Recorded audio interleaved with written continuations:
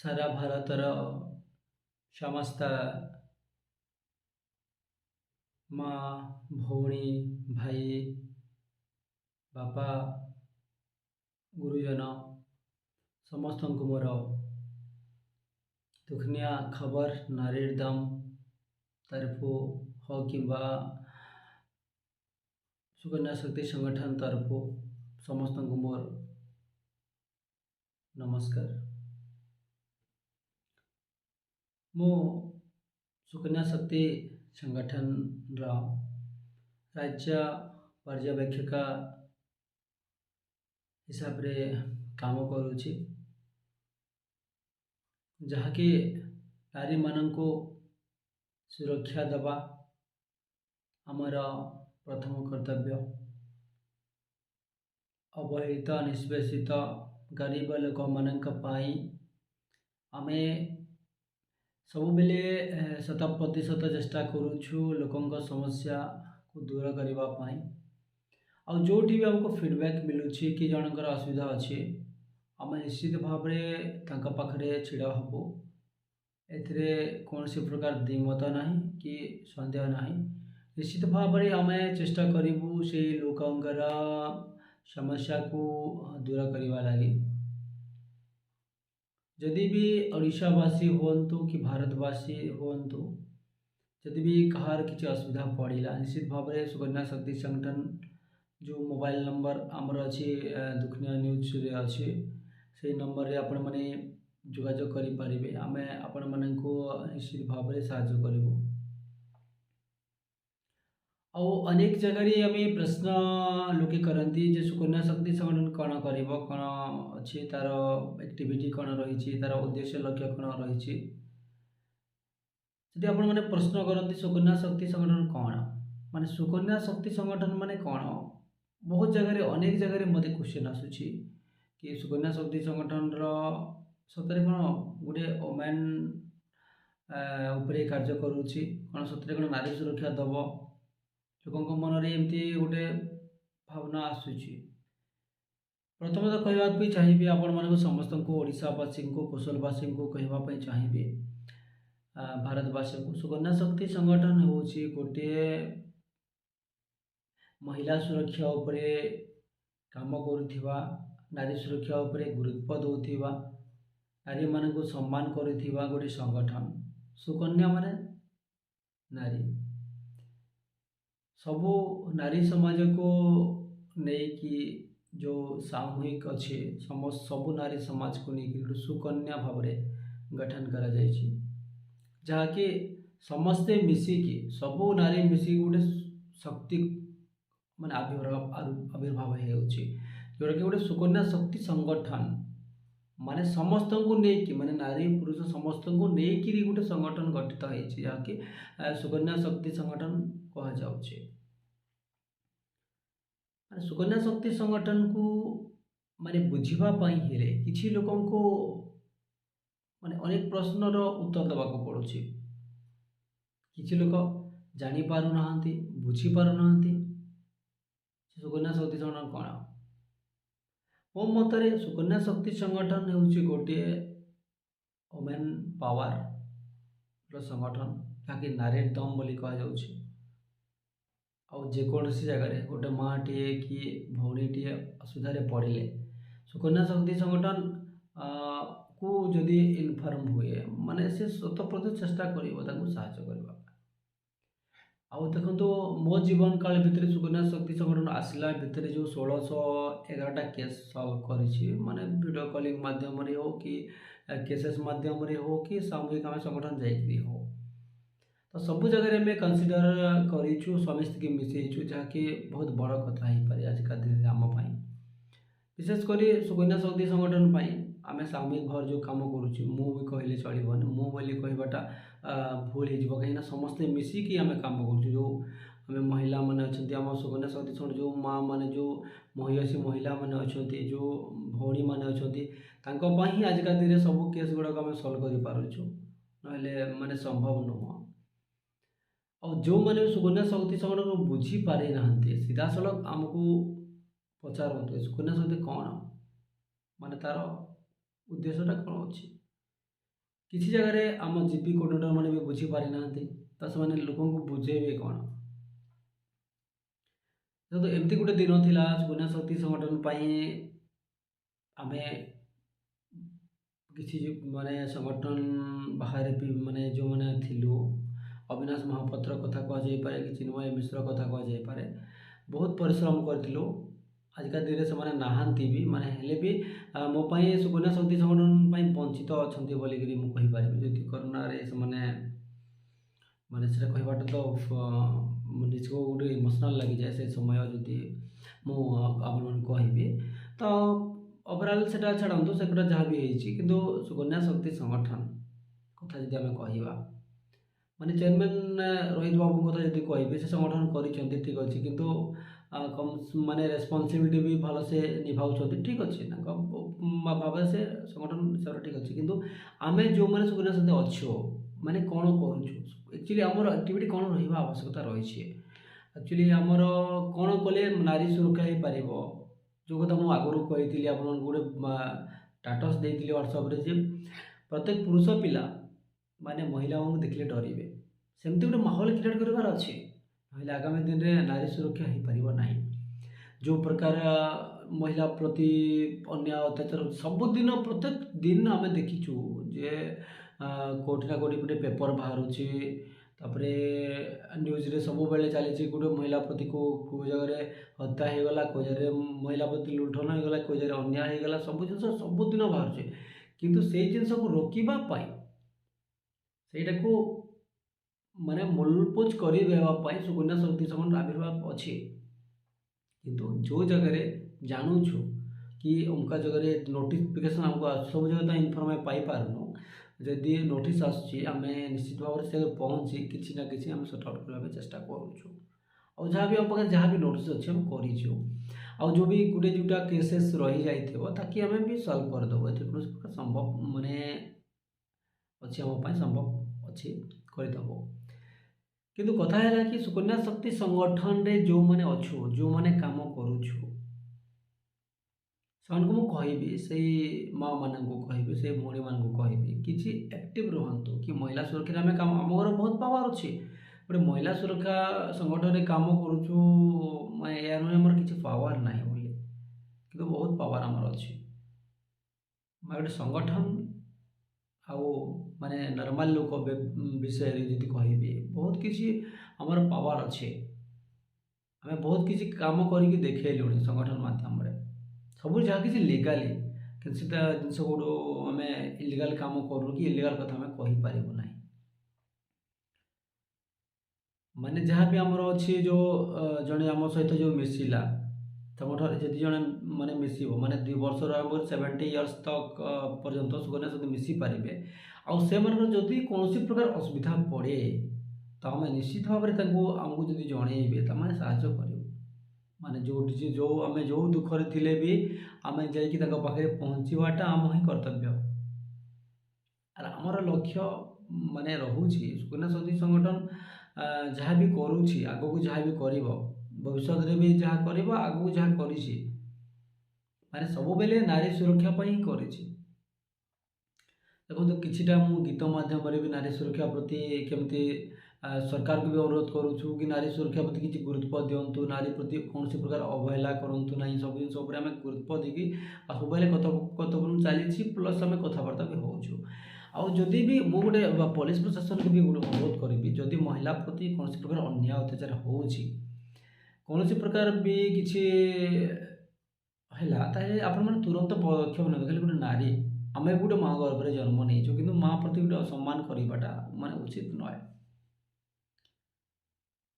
ଯଦି ବି ଆମେ ସମସ୍ତେ ମାନେ ଆକ୍ଚୁଆଲି ଲୋକ ଭାବୁଛନ୍ତି, ଦେଖନ୍ତୁ ସମସ୍ତେ ଗୋଟେ ନିଜର ଭାଇ ଭଉଣୀ ସମସ୍ତେ ଅଛନ୍ତି, ନିଜର ମା ପରିବାର ସମସ୍ତେ ଅଛି, କିନ୍ତୁ ସେଇମାନେ ଯଦି ଭାବନ୍ତେ ମାନେ ମୋର ବି ଗୋଟେ ପରିବାର ଅଛି, ଆଉ ମୁଁ ବି ଅନ୍ୟ କାହିଁ ଆକ୍ଷେପ କରିବି, ଖରାପ କଥା କାହିଁ କହିବି, କାହିଁ ଟର୍ଚର୍ କରିବି ଗୋଟେ ମାଆକୁ କି ମହିଳାକୁ କି ଗୋଟେ ଝିଅକୁ କି ଗୋଟେ ଭଉଣୀକୁ କାହିଁ କରିବି? ସେମାନେ ଯଦି ଭାବୁଥାନ୍ତେ, ଆଜିକା ଦିନରେ ଏସବୁ ଜିନିଷ ଦେଖିବାକୁ ଆମକୁ ପଡ଼ନ୍ତା ନାହିଁ। କାହିଁକି ପାଶବିକ ପ୍ରକୃତି ସେମାନଙ୍କର ରହିଛି, ମାନେ ସହିପାରୁନାହାନ୍ତି, ଦେଖିଲେ ମାନେ ତାଙ୍କର ମନ ମାନେ ଅଲଗା ହେଇଯାଉଛି ତାଙ୍କର ଭାବନାଟା, ସବୁବେଳେ ଚିନ୍ତା କରନ୍ତୁ ନିଜକୁ ମନକୁ ମାନେ ନିର୍ମଳ କରିବା ପାଇଁ। ଆମେ ଚାହୁଁଛୁ ମାନେ ସମାଜଟା ସବୁବେଳେ କୌଣସି କଳଙ୍କିତ ଅଧ୍ୟାୟ ନ ହଉ, ଆଉ ସବୁ ନାରୀମାନଙ୍କୁ ସମ୍ମାନ ଦିଅନ୍ତୁ, ସୁରକ୍ଷିତ ନାରୀମାନେ ରୁହନ୍ତୁ। କିନ୍ତୁ ବହୁତ ଜାଗାରେ ଦେଖିଲି ମୋ ଜୀବନ କାଳ ଭିତରେ 28-29 ବର୍ଷ ଭିତରେ ମୁଁ ଦେଖିଛି ବହୁତ କେସେସ୍ ବି ଯେଉଁ ଆମେ ହ୍ୟାଣ୍ଡେଲ୍ କରିଛୁ, ମାନେ ଏତେ ଦୁଃଖଦ ଘଟଣା ଲାଗେ। ଅତି ଜିମିଟି ଖେଳରୁ ମହାଭାରତ ଭଳିଆ ଜିନିଷ ଗୁଡ଼ାକ ହେଇଛି ସବୁ। କାହିଁକି ନା ଦେଖନ୍ତୁ, ମାନେ ଗୋଟେ ସାଧା କଥା ନେଇକି ଗୋଟେ ସ୍ୱାମୀ ସ୍ତ୍ରୀ ଭିତରେ ଯେଉଁ ମିସ୍ଅଣ୍ଡରଷ୍ଟାଣ୍ଡିଂ, ଯେଉଁ ଝଗଡ଼ା ଆସୁଛି, ତାହାକି ମାନେ ବହୁତ ଦୁଃଖଦ ଘଟଣା। ମାନେ ଅତି ମାନେ ସାଧା କଥାକୁ ନେଇକି ମାନେ ସ୍ୱାମୀ ସ୍ତ୍ରୀ ଭିତରେ ମାନେ ଡିଭୋର୍ସ ହେଇଯାଉଛି, ମାନେ ତାଙ୍କ ଭିତରେ କୌଣସି କଲିକଜିଆ ମାନେ ସବୁବେଳେ ଚାଲିଛି। କିନ୍ତୁ ସେସବୁ ଜିନିଷ ମାନେ ଦୂରେଇ ରହିବାଟା ବେଟର୍ ହେବ। କାହିଁକିନା ନିଜର ଭବିଷ୍ୟତ ଅଛି, ପିଲା ଛୁଆ ଅଛନ୍ତି, କାହିଁକି ଆମେ ଏମିତି ହେବା? ଟିକେ ଟିକେ ଯଦି ବୁଝିପାରିବା ଆକ୍ଚୁଆଲି ଗୋଟେ ମହିଳା ପ୍ରତି କ'ଣ କାହିଁକି ଏମିତି ବ୍ୟବହାର କରୁଛୁ, ତାଙ୍କ ପ୍ରତି ମାନେ ଭଲ ସମ୍ମାନ କାହିଁକି ଆମେ ରଖୁନୁ, ଆମେ ଟିକେ ଯଦି ମାଇଣ୍ଡ ଆମ ମୁଣ୍ଡକୁ ଟିକେ ପୁରେଇବା, ତ ଆମେ ନିଶ୍ଚିତ ଭାବରେ ଆଗକୁ ଯାଇପାରିବା। ଗୋଟେ ମହିଳା ପ୍ରତି ମାନେ ସମ୍ମାନଟା ଆସିବ। ଜଣେ ମହିଳା ତ ବି କେବେ ବି ଆମକୁ ଅସମ୍ମାନ କରୁନି। ଗୋଟେ ପୁରୁଷ ପିଲା ହିସାବରେ ମୁଁ ଯଦି କହିବି, ତ ଗୋଟେ ନାରୀ ପ୍ରଥମେ ନିଜ ସ୍ୱାମୀକୁ କେତେବେଳେ ସେ ଅସମ୍ମାନ କରେ ନାହିଁ।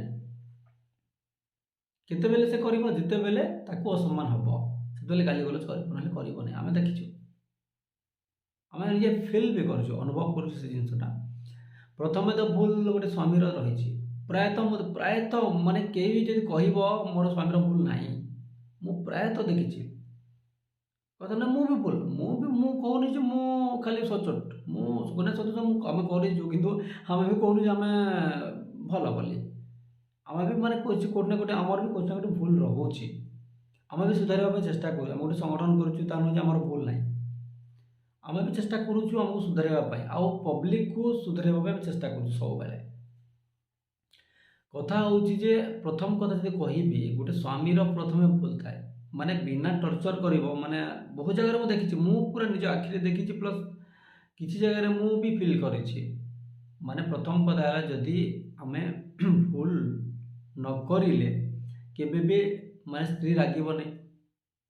ଯଦି ଠିକ୍ ସମୟରେ ଆମେ ଖାଇବା, ଠିକ୍ ସମୟରେ ଆମେ ମାନେ ନିଜ ପରିବାର ପ୍ରତି ପରିପୋଷଣ କରିବା, ସ୍ୱାମୀ ସ୍ତ୍ରୀ ଭିତରେ କୌଣସି ପ୍ରକାର ମିସ୍ଅଣ୍ଡରଷ୍ଟାଣ୍ଡିଂ ହେବ ନାହିଁ।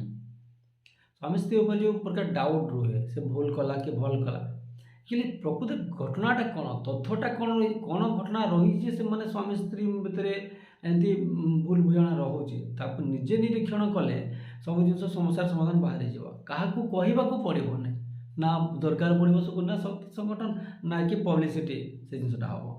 ନିଜେ ଯଦି ନିଜକୁ ବୁଝିପାରିବା, ମୁଁ କ'ଣ କରୁଛି, ଆଉ ମୋର ଲକ୍ଷ୍ୟଟା କ'ଣ, ମୁଁ କ'ଣ ଭଲ କହୁଛି ନା ଖରାପ କହୁଛି, ନିଜେ ଯଦି ମୁଁ ନିଜେ ବୁଝିପାରିଲି, ନିଜକୁ କଣ୍ଟ୍ରୋଲ କରିପାରିଲି, ତ କୌଣସି ପ୍ରକାର କେବେ ବି ସ୍ୱାମୀ ସ୍ତ୍ରୀ ଭିତରେ ମାନେ ଝଗଡ଼ା ହେବ ନାହିଁ। ଆକ୍ଚୁଆଲି ଆମେ ଯେଉଁ କଥା ଯାହାକୁ କହୁଛେ, ଆଜିକା ଦିନେ ମୁଁ ଯାହା ବି ଆପଣମାନେ କହୁଛି, ଯାହା ବି ଇନଫର୍ମେସନ୍ ଦେଉଛି, ସେଠି ମୁଁ ଭଲ କଥା କହୁଛି ନା ଖରାପ କଥା କହୁଛି, ମୁଁ ନିଜେ ଜାଣିବା ଦରକାର ଅଛି। ପ୍ରଥମେ ମୁଁ ନିଜେ ଜାଣିବା ଦରକାର ଅଛି ଯେ ମୁଁ ଆକ୍ଚୁଆଲି ସମାଜକୁ ଯେଉଁ ବାର୍ତ୍ତାଟା ଦେଉଛି, ନାରୀ ସୁରକ୍ଷା ଉପରେ ଯାହା କହୁଛି, ସେଟା ଗ୍ରହଣୀୟ କି ନାହିଁ, ସେ ଜିନିଷ ଉପରେ ମୁଁ ନିଜେ ତର୍ଜମା କରିବା ଉଚିତ। ତାପରେ ମୁଁ ଆପଣମାନଙ୍କୁ କହିବି ମୁଁ ନିଜେ କେତେ ଭଲ, ମୁଁ ନିଜେ ମୋ ସ୍ତ୍ରୀ ପ୍ରତି ସମ୍ମାନ କେତେ କରୁଛି, ମୋ ପରିବାର ପ୍ରତି କେତେ ସମ୍ମାନ ଦେଉଛି।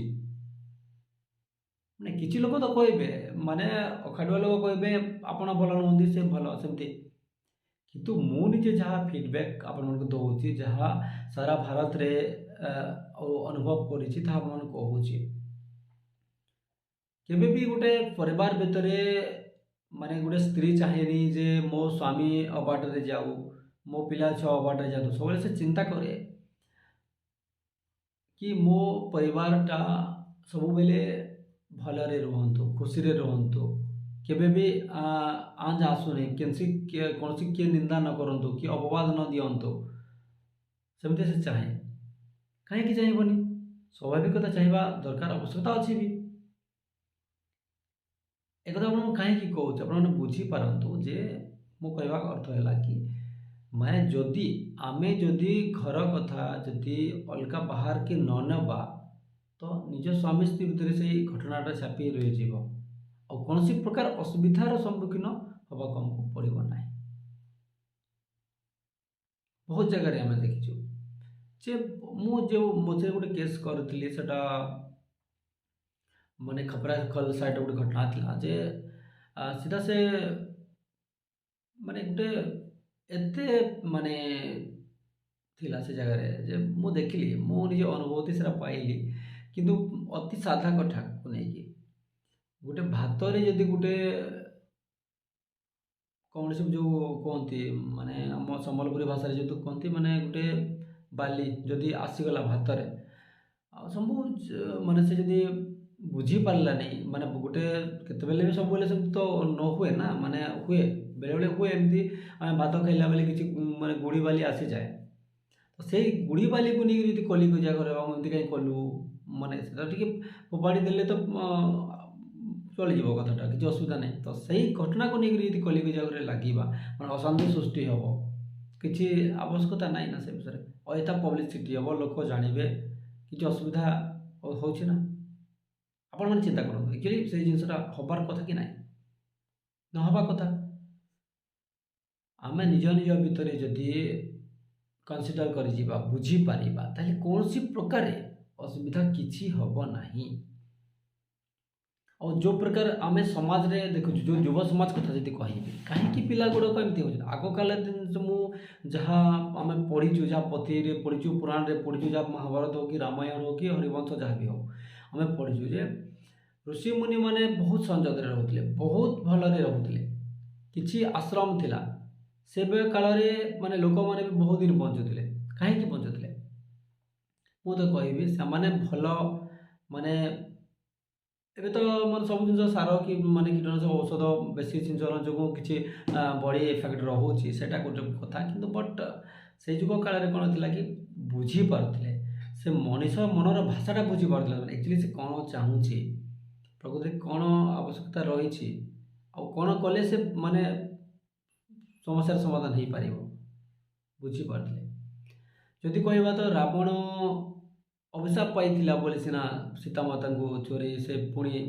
माने विपद रे पड़ला निजे मृत्यु मुखर पड़ला समझ तो सेमती जो माने भी भूल करिसेंती माने दुर्योधन कथा कह जाई पारे रावण कथा कह जाई पारे कंस कथा कह जाई पारे हिरण्यकशिपु कथा कह जाई पारे समस्त जो माने भी भूल करूछथि जदि आगो चिंता करते कि मु भूल कहीं करी मु भूल जदि जो भूलटा मु करूची से भूल एक्चुअली मोर माने भल अच्छी ना मंद अच्छी किसी असुविधा मत पड़ पारे कि जो भूलटा मु करूची जो भूल कथा कहूँ कि जो भूल कथा शुणिली आराम से सुधरी जदि से निज को माइंड को जदि ठीक हटेबे तो आराम से सुधरी किसी असुविधा ना पड़ो ना मो कथा कहबार उद्देश्य आप बुझीपार कौन कह चाहूँगी आम जब बुझीपर जे यहीटा जाचु टू माने कथा कह जाए कि मनीष मात्र कहीं भूल मनीष भूल न करेंगे किसी ग्यारंटी ना किंतु तथापि मत कहूँ कहीं भूल करवा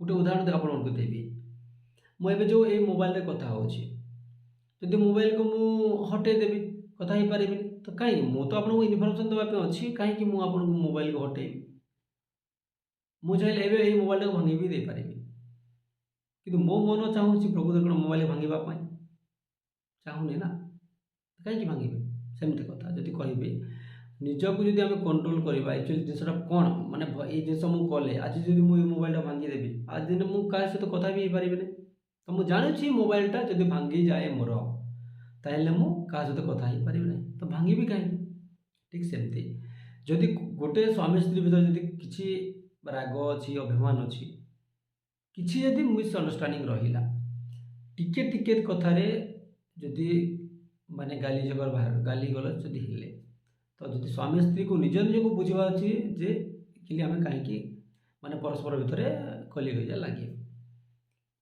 टिके टिके कथार माने जो भूल बुझाणा रुहे आराम से बुझीपारे किसी असुविधा पड़ो ना आम सुकन्या शक्ति संगठन माध्यम हो दुखनिया खबर नारी दम माध्यम आम सब बुझाऊँ मु गीत माध्यम नारी शक्ति केते बहुत अच्छे देखो झांसी रानी केते शक्ति थिला माने लास्ट पर्यंत से माने इंग्रेज सरकार पाई लड़िले ନିଜେ ଆତ୍ମହତି ଦେବା ପର୍ଯ୍ୟନ୍ତ ଲଢ଼ିଲେ। କିନ୍ତୁ ନିଜର ଆତ୍ମବିଶ୍ୱାସ ଅଛି, ଧୈର୍ଯ୍ୟ ମାନେ ଆଉ ଗୋଟେ ଜିନିଷ ଆପଣମାନଙ୍କୁ କହିବାକୁ ଚାହିଁବି ଏଥିରେ ଗୋଟେ, ଯେ ଗୋଟେ ନାରୀର ଯେତେ ଧୈର୍ଯ୍ୟ ଥାଏ କୌଣସି ପୁରୁଷ ପିଲାର ନାହିଁ, ମୁଁ ଗ୍ୟାରେଣ୍ଟି ଦେବି। ଗୋଟେ ସର୍ବଂ ସହା ସେଥିପାଇଁ କୁହାଯାଏ। ମାନେ ଜନନୀ ଧରିତ୍ରୀ ମାଙ୍କର କଥା ଯଦି କହିବି, ବସୁଧା ମାଙ୍କର କଥା ଯଦି କହିବି, ସେ କେତେ ବା ସହୁଛନ୍ତି, କେତେ କଷ୍ଟ ସହୁଛନ୍ତି। ମାନେ ଆମେ ସବୁ ଜିନିଷ ଅନ୍ୟାୟ ଅତ୍ୟାଚାର ପୃଥିବୀ ପ୍ରତି କରୁଛୁ, ତଥାପି ସେ ମା ସହୁଛନ୍ତି। ସେମିତି ଗୋଟେ ମା, ଗୋଟେ ନାରୀଟେ, ଗୋଟେ ଭଉଣୀଟେ, ଗୋଟେ ସମସ୍ତେ ଯେଉଁ ଅଛନ୍ତି ନାରୀ ଜାତି ବହୁତ ସହୁଛନ୍ତି, ବହୁତ ଅନ୍ୟାୟ ଅତ୍ୟାଚାର, ବହୁତ ମାନେ କଦର୍ଯ୍ୟ କଥା ଗୁଡ଼ାକ ସବୁ ସହୁଛନ୍ତି। ହେଲେ ବି ସେମାନେ ଧୈର୍ଯ୍ୟ ଅଛି। ଦିନେ ନା ଦିନେ ମୋ ସ୍ୱାମୀ ସୁଧୁରିଯିବ, ମୋ ଭାଇ ସୁଧୁରିଯିବ, ମୋ ବାପା ସୁଧୁରିଯିବ, ସ୍ୱାଭାବିକ କଥା। କିନ୍ତୁ ସେମାନେ ଚିନ୍ତା କରିବାର ଅଛି ଯେ ମୁଁ କାହିଁକି ତାକୁ ଗାଲି ଦେବି, କାହିଁକି କିଛି କଟୁ କଥା କହିବି। ସେ ଯଦି ସହିପାରୁଛି, ମୁଁ କାହିଁକି ସହିପାରିବି ନାହିଁ, ମୁଁ କାହିଁକି ଗାଲି ଦେବି। ଯଦି ସେ ସହିପାରୁଛି, ଆପଣ ଚିନ୍ତା କରନ୍ତୁ ଏଥିରେ ମୁଁ ଯେଉଁ କଥା କହୁଛି, ସେ ଯଦି ସର୍ବଂ ସହା, ସେ ଯଦି ସହିପାରୁଛି, ଆମେ କାହିଁକି ସହିପାରିବାନି। ମୁଁ ମୋ ଗୁରୁମାଙ୍କଠୁ ବି ବହୁତ ଶିଖିଛି। ଯେତେବେଳେ ମୁଁ ସ୍କୁଲରେ ପଢ଼ୁଥିଲି, ପାଠ ପଢ଼ୁଥିଲି, ଶ୍ରଦ୍ଧାପଲ୍ଲୀ ହାଇସ୍କୁଲରେ ପାଠ ପଢ଼ୁଥିଲି, ସେତେବେଳେ ମୋ ଗୁରୁମା ବି ମୋତେ ଶିଖାଇଥିଲେ, ଯଦି ମୋ ପିଲାମାନେ ଯଦି ସନ୍ତୁଷ୍ଟ ଅଛନ୍ତି, ମୁଁ ନ ଖାଇଲେ ବି ମୋର କିଛି ଆବଶ୍ୟକତା ପଡ଼ିବନି। କାହିଁକିନା ମୋ ପିଲାମାନେ ଖାଇଲେ, ମୋ ଭୋକ ଉପାସ ରହିଲେ ବି ମୋତେ କିଛି ଲାଗେ ନାହିଁ। ମା ବି କହିଥିଲେ ମୋତେ, ସେ ମାଆଙ୍କୁ ମାନେ ଏବେ ବି ବହୁତ ମନେ ପଡ଼େ। ହେଲେ ବି କ'ଣ, ସେ ମା ରହିଲେ ମାନେ ତାଙ୍କ ବହୁତ ଦୂରେ। କଥା ହେଉଛି, ଯଦି ଗୋଟେ ମା ମାନେ ପିଲାକୁ ପ୍ରଥମେ ଖାଇବାକୁ ଦେବ, ଆଉ ଯଦି ଲାଷ୍ଟ ମୋମେଣ୍ଟରେ କିଛି ନ ରହିଲା ବି ମାନେ ହାଣ୍ଡିରେ, ମା ଏମିତି ରହିଲେ ବି କିଛି ମାଆର କିଛି ଅସୁବିଧା ପଡ଼େନି। ସେମିତି ହସି ହସି ସେ ମୋ ପିଲାଟା ଖାଇଲା। ସେଇ ମା ଯଦି ଏତେ ସହିପାରୁଛି, ଏଇ ପୁରୁଷ ସମାଜ କାହିଁକି ସହିପାରିବନି? ଆପଣମାନେ କାହିଁକି ଆମେମାନେ ସହିପାରିବା ନାହିଁ? ଆପଣମାନେ କୁହନ୍ତୁ। ଗୋଟେ ମା ଯଦି ନ ଖାଇକି ଯଦି ପିଲାମାନଙ୍କୁ ଯଦି ଭୋକ ଉପାସରେ ମା ରହିକି ପିଲାମାନଙ୍କୁ ଯଦି ଖାଇବାକୁ ଦେଇପାରୁଛନ୍ତି, ତାହେଲେ ଆମେମାନେ କାହିଁକି ସହିପାରିବା ନାହିଁ? ସହିପାରିବା ନା? ଆପଣମାନେ ନିଶ୍ଚିତ ଭାବରେ କମେଣ୍ଟ କରି ଜଣାଇବେ, ସହିପାରିବା ନାହିଁ କି ନା, ସହିପାରିବା କି ନାହିଁ, ଆପଣମାନେ ନିଶ୍ଚିତ ଭାବରେ କମେଣ୍ଟ କରି ଜଣାଇବେ। ଗୋଟେ ମା ଯଦି ଏତେ କଷ୍ଟ ସହିପାରୁଛି, ଦେଖନ୍ତୁ 10 ମାସ 10 ଦିନ ଧରି ମାନେ ଗର୍ଭରେ ଆମକୁ ରଖିଲେ, ଜନ୍ମ ଦେଲେ, ଏତେ ଲାଲନ ପାଳନ କଲେ, ଏତେ ବଡ଼ କଲେ, ପୋଷିଲେ, ତାପରେ ବଡ଼ ହୋଇଗଲା ପରେ ତ ମୋଠୁ ବଡ଼ କେହି ନାହିଁ, ସେମିତି କହିବା ସମ୍ପୂର୍ଣ୍ଣ ଭାବରେ ଭୁଲ, ଟୋଟାଲି ଭୁଲ ମୁଁ ତ କହିବି। ଏତେ ଦିନ ଧରି ଦେଖନ୍ତୁ, ମୁଁ ବହୁତ ଜାଗାରେ ଆଉ ଦେଖିଛି, ମାନେ ବାପା ମାଆଙ୍କୁ ମାନେ ଯେତେବେଳେ ବାହାସାହା କରି ଯାଉଛି ପିଲା ଗୁଡ଼ାକୁ ମାନଙ୍କୁ, ସେମାନେ ନିଜ ବାପା ମାଆଠୁ ଦୂରେଇ ଯାଉଛନ୍ତି। କାହିଁକି ଦୂରେଇ ଯାଉଛନ୍ତି? ସ୍ତ୍ରୀ କଥାରେ ପଡ଼ି ଦୂରେଇ ଯାଉଛନ୍ତି ନା ନିଜେ ନିଜେ ଦୂରେଇ ଯାଉଛନ୍ତି? କି ବାପା ମା ସହିତ ଗାଲି ଗଲଜ କରିକି ଦୂରେଇ ଯାଉଛନ୍ତି? ମାନେ ସେଇଠି ଜିନିଷଟା ଆକ୍ଚୁଆଲି ନ ହେବା ଆବଶ୍ୟକତା ରହିଛି। କାହିଁକିନା ଦେଖନ୍ତୁ, ମାନେ ମା ବାପା ଗୋଟେ ଯେହେତୁ ବର୍ଣ୍ଣବୋଧରେ ଗୋଟେ ଆମେ ଛୋଟବେଳେ ପଢ଼ିଥିଲେ ଯେ ପିତା ମାତା ଠାରୁ ବଡ଼ ଦେବତା ସ୍ୱର୍ଗ ରହିଛି ନାହିଁ, ତାଙ୍କରି ଆସିଲେ ସହାୟକ ଆସିନା ବିପଦରେ ବାପା। ଏତେ ଗୋଟେ ପ୍ରଶ୍ନ ଆସୁଛି ମୋ ମନରେ, ଯେ କେତେବେଳେ ବି ବାପା ମା ଚାହାନ୍ତିନି ମୋ ପିଲା ଅବାଟରେ ଯାଉ। ଆଉ ଯଦି ନିଜ ପିଲା ଯଦି ଚୋରି କରୁଛି, କିନ୍ତୁ ବାପା ମା କେବେ କହିବେ ନାହିଁ ଯେ ମୋ ପିଲା ଚୋରି କଲା ବୋଲି, କେବେ କହିବେ ନାହିଁ। ସବୁବେଳେ ମୋ ପିଲା ସାଧୁ ଭଲ। କିନ୍ତୁ ସେଇ ବାପା ମାଆଙ୍କୁ ଯେ ସାଧୁ କହୁଥିଲା, ମୋ ପୁଅ ଭଲ କହୁଥିଲା, ଯେତେବେଳେ ବାହାସାହା ହେଇଗଲେ କାହିଁକି ଦୂରେଇ ଦେବେ ଆପଣମାନେ? ବାପା ମା ତ ଭଳି କିଛି ନାହିଁ। ସେ ଜନ୍ମ ଦେଇଛି, ମାନେ କର୍ମ ସିନା ଦେଇନି, ଜନ୍ମ ଦେଇଛି ନା। ଭାଗ୍ୟ ତ ନିଜ ଉପରେ ଛାଡ଼ି ଦେଇଛି। ଭାଗ୍ୟ କ'ଣ ଅଛି ସେଟା କିଏ କହିବ? ସେଟା ଭଗବାନ କହିପାରିବେ, ଯଦି ଭଗବାନ ପ୍ରକୃତରେ ଅଛନ୍ତି। ମୁଁ ତ କହିବି ଭଗବାନଙ୍କୁ ମୁଁ ଦେଖି ନାହିଁ, କିନ୍ତୁ ବିଶ୍ୱାସ କରେ କିଛି ଗୋଟେ ଅଛି, ଭଗବାନଙ୍କ ପ୍ରତି ଆଶୀର୍ବାଦଟା ଅଛି। ଯଦି ଭଗବାନ ନଥାନ୍ତେ ତ ମାନେ ନଡ଼ିଆ ଭିତରେ ପାଣି ନଥାନ୍ତା। କିନ୍ତୁ ଭଗବାନଙ୍କୁ କେହି ଦେଖି ନାହିଁ, ତ ଭଗବାନଙ୍କୁ ବିଶ୍ୱାସ କରିବା ନ କରିବା ସେଟା ଆପଣମାନଙ୍କର ଉପରେ ନିର୍ଭର କରେ। ମୁଁ ତ କହିବି କିଛି ଭଗବାନଙ୍କର ପ୍ରତି କିଛି ଆଶୀର୍ବାଦ ଆମ ଉପରେ ଅଛି, ସେଥିପାଇଁ ଆମେ ଆଜିକା ଦିନରେ କିଛି ବକ୍ କଥା ବି କହିପାରୁଛୁ। କଥା ହେଲା କି ଦେଖନ୍ତୁ, ଯେଉଁ କଥା ମୁଁ ନାରୀ ସୁରକ୍ଷା କଥା କହୁଥିଲି, ମାନେ ଗୋଟେ ବହୁତ ଦୂର କଥା ମୁଁ କହିଦେଲିନି ଆପଣମାନଙ୍କୁ। ଯଦି ବି କିଛି ଖରାପ ଲାଗୁଥିବ ମାନେ ଭୁଲ ବୁଝିବେନି, ଓଡ଼ିଶାବାସୀ, କୁଶଳବାସୀ, ଭାରତବାସୀ। ଆଉ ଗୋଟେ ଜିନିଷ ଆପଣଙ୍କୁ କହିବାକୁ ଚାହିଁବି ଯେ କେବେ ବି ବାପା ମାଆଙ୍କ ଠାରୁ କେହି ବି ଦୂରେଇ ଯାଆନ୍ତୁ ନାହିଁ। ବାପା ମାଆଙ୍କୁ ସମ୍ମାନ କରନ୍ତୁ, ଆଉ ନିଜ ସ୍ତ୍ରୀକୁ ସମ୍ମାନ କରନ୍ତୁ, ନିଜ ଭଉଣୀ ଭାଇ ନିଜ ପିଲା ଛୁଆକୁ ସମ୍ମାନ କରନ୍ତୁ। ଆଉ ସମସ୍ତେ କେମିତି ସୁଧୁରିବେ, ଆମେ ଶତ ପ୍ରତିଶତ ଚେଷ୍ଟା କରୁଛୁ ସୁଧୁରିବା ପାଇଁ, କିନ୍ତୁ ଆପଣମାନେ ଚାହିଁଲେ ହିଁ ସୁଧରି ପାରିବେ। ଆପଣମାନଙ୍କ ନିଜ ବିବେକକୁ ଯଦି କଣ୍ଟ୍ରୋଲ କରିପାରିବେ, ମୁଁ ଯେଉଁଟା କଥା କହିଲି ସେଟା ନିଜେ ଭଲ ଲାଗୁଛି ନା ଖରାପ ଲାଗୁଛି, ତାହେଲେ ଆପଣ ସୁଧରି ପାରିବେ, କିଛି ଅସୁବିଧା ନାହିଁ। ଆଉ ଯେଉଁ ପ୍ରକାର ସ୍ୱାମୀ ସ୍ତ୍ରୀ ପ୍ରତି ଯେଉଁ ପ୍ରକାର ଭୁଲ ବୁଝାମଣା ଅଛି ସେଟା ଦୂର ହେଇପାରିବ ଯଦି ନିଜେ ବୁଝିପାରିଲେ କି ଆକ୍ଚୁଆଲି ମୁଁ ସ୍ତ୍ରୀ ପ୍ରତି ଯେଉଁ କଥାଟା କହିଲି, ଖରାପ କଥା କହିଲି କି ଅନ୍ୟାୟ କହିଲି କି ମାନେ ଗାଳି ଦେଲି କି ପିଟିଲି, ଆକ୍ଚୁଆଲି ଭୁଲ କରୁଛି ନା ଭଲ କରୁଛି, ନିଜେ ଯଦି ଆମେ ଜାଣିପାରିବା ତ ତାହେଲେ ଆମେ ନିଶ୍ଚିତ ଭାବରେ ସୁଧୁରି ଯିବା ଆଗାମୀ ଦିନରେ, କିଛି ଅସୁବିଧା ପଡ଼ିବନି କାହାକୁ। ଆଉ ସୁକନ୍ୟା ଶକ୍ତି ସଂଗଠନ ଯେଉଁ ପ୍ରକାର ଉଦ୍ଦେଶ୍ୟ ଲକ୍ଷ୍ୟ ନେଇକି ଆଗକୁ ବଢ଼ୁଛି, ଆଗକୁ ବଢ଼ିବ ମଧ୍ୟ। ଆଉ ତାର ଉଦ୍ଦେଶ୍ୟ ହେଉଛି ଯେ କେମିତି ମହିଳାମାନେ ସୁରକ୍ଷିତ ରହିବେ, ମହିଳାମାନଙ୍କର କୌଣସି ପ୍ରକାର ଅନ୍ୟାୟ ଅତ୍ୟାଚାର ହେବନି, ସମସ୍ତେ ଫାଇନାଲି ଭଲରେ ରହିବେ। କୌଣସି ଆମେ ସଂଗଠନ ଚାହୁଁଛି କେବେ ବି ମାନେ ଆମେ ଆମ ପାଖକୁ ଗୋଟେ କେସ୍ ଆସୁ ଆମେ ସଲ୍ଭ କରିବୁ ଯାଇକରି, ଏସବୁ ଚିନ୍ତାଧାରା ଆମର ନାହିଁ। ଆମର କେବଳ ଅଛି କୌଣସି ଜାଗାରୁ କୌଣସି କେସ୍ ନ ଆସୁ, ସମସ୍ତେ ସୁରକ୍ଷିତ ରୁହନ୍ତୁ, ଭଲରେ ରୁହନ୍ତୁ, କୌଣସି ପ୍ରକାର ମହିଳା ପ୍ରତି ଅନ୍ୟାୟ ହେଉନି, କୌଣସି ସ୍ୱାମୀ ଅନ୍ୟାୟ କରୁ, ସବୁ ଜିନିଷ ଆମେ ଚାହୁଁନା। କେବଳ ଆମର ଲକ୍ଷ୍ୟ ଉଦ୍ଦେଶ୍ୟ ଏଇଟା ଅଛି। ଆଗକୁ ବି ଆମେ ଚାହୁଁଛୁ ଯେ ପ୍ରତ୍ୟେକ ନାରୀମାନଙ୍କର ଯେଉଁ ପ୍ରକାର ମାନେ ଭଲ ଗୁଣ ଅଛି ସେଟା ମାନେ ବୁଝିପାରନ୍ତୁ, ମାନେ ପୁରୁଷ ସମାଜ ବୁଝିପାରୁ ଯେ ଆକ୍ଚୁଆଲି ଗୋଟେ ନାରୀ କ'ଣ, ନାରୀର ଦମ୍ କେତେ ବୁଝିପାରୁ ଆମେ ଚାହୁଁଛୁ। ଆଉ ଯେମିତି ମୁଁ ଚାହୁଁଛି ତ ମାନେ ଯେମିତି ଆଉ ଗୋଟେ ମାନେ କହିଥିଲି ଆପଣଙ୍କୁ ଏଇ ଭିଡ଼ିଓ ମଧ୍ୟ କହୁଛି ବି ମଧ୍ୟ ଯେ ଗୋଟେ ମଣିଷ ଯଦି ବି ଭୁଲ କରୁଛି, ବାରମ୍ବାର ସେ କଥା ଦୋହରାଇବା ପାଇଁ ଚାହିଁବି ଯେ ପ୍ରଥମେ ଚିନ୍ତା କରନ୍ତୁ ଯେ ମୁଁ ଏଇ ଯେଉଁ କର୍ମଟା କରୁଛି, ଏ କଥାଟା କହୁଛି, ଏଇଟା ଭୁଲ ନା ଭଲ, ତା ପ୍ରତି ନିରୀକ୍ଷଣ କରନ୍ତୁ, ତାପରେ ଜାଣିପାରିବେ ଯେ ମୁଁ ଭୁଲ କରୁଛି ନା ଭଲ କରୁଛି। ଯଦି ଆପଣମାନେ ଯଦି ବୁଝିବାର ଶକ୍ତି ଆପଣଙ୍କର ମାନେ ନାହିଁ, ସିଧାସଳଖ ଆମକୁ ପଚାରନ୍ତୁ, ମୁଁ କ'ଣ କଲେ ମାନେ କାହାକୁ ଗାଲି ଗଲଜ କରନ୍ତୁ ନାହିଁ, ଆପଣଙ୍କ ସ୍ତ୍ରୀକୁ ଆପଣ ଗାଲି ଦେବାର ବି ନାହିଁ, ଆପଣଙ୍କର ଅଧିକାର ନାହିଁ ଆପଣଙ୍କ ସ୍ତ୍ରୀ ଗାଲି ଦେବାର, କି ଆପଣଙ୍କ ସ୍ତ୍ରୀ ବି ଆପଣମାନଙ୍କୁ ଗାଲି ଦେବାର ଅଧିକାର ନାହିଁ। ସମସ୍ତେ ସ୍ୱାଧୀନ ଯୁଗରେ ବଞ୍ଚିଛୁ, ସମସ୍ତଙ୍କ ସ୍ୱାଧୀନତା ଅଛି, କେହି କାହାକୁ ଗାଲି ଦେବାର ନାହିଁ, କେହି କାହାକୁ ପିଟିବାର ନାହିଁ। ଯଦି ବି ଆପଣମାନଙ୍କର ଭିତରେ ମିସ୍ଅଣ୍ଡରଷ୍ଟାଣ୍ଡିଂ ହେଲା, ସିଧାସଳଖ ସୁକନ୍ୟା ଶକ୍ତି ସଂଗଠନକୁ ଜଣାନ୍ତୁ, ସମସ୍ୟା ସମାଧାନ କରିଦେବ। ଯଦି ଆପଣ ଚାହୁଁନାହାନ୍ତି ହାଇଲାଇଟ୍ କରିବା ପାଇଁ, ହାଇଲାଇଟ୍ କରିବ ନାହିଁ, ସେଇ କେସ୍ ସେମିତି ରହିଯିବ, ଆପଣମାନେ ସୁଧୁରି ଯିବେ, ଆପଣମାନେ ଭଲସେ ରହିବେ, କିଛି ଅସୁବିଧା ନାହିଁ।